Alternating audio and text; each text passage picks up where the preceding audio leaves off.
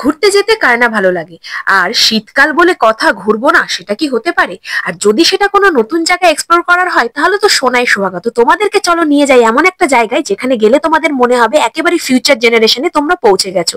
তো আমি চলে গেছিলাম ইন্ডিয়ার প্রথম ফিউচারিস্টিক সোলার পাওয়ার মিউজিয়াম, যেটা অবস্থিত ইকো পার্ক, এবং যার প্রবেশ মূল্য হচ্ছে শুধুমাত্র 200 টাকা। এবার ঢোকার সঙ্গে সঙ্গে তোমরা দেখতে পাবে একটা দেওয়াল জুড়ে হিস্ট্রি অফ এনার্জির। দেখলে তো রোবট কিরকম কথা বলছে। এখানে প্রজেকশনের মাধ্যমে দেখানো হয়েছে পৃথিবী কি করে ধীরে ধীরে ধ্বংসের মুখে এগিয়ে যাচ্ছে।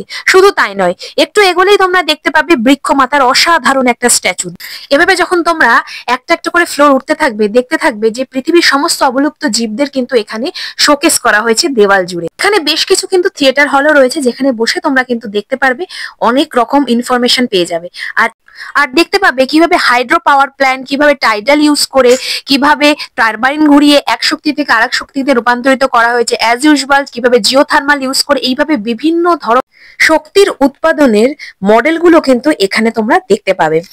আমার সব থেকে ইন্টারেস্টিং লেগেছিল এই সোলার কুকারটা।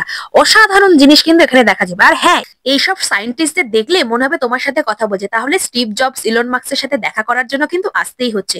তাড়াতাড়ি চলে এসো।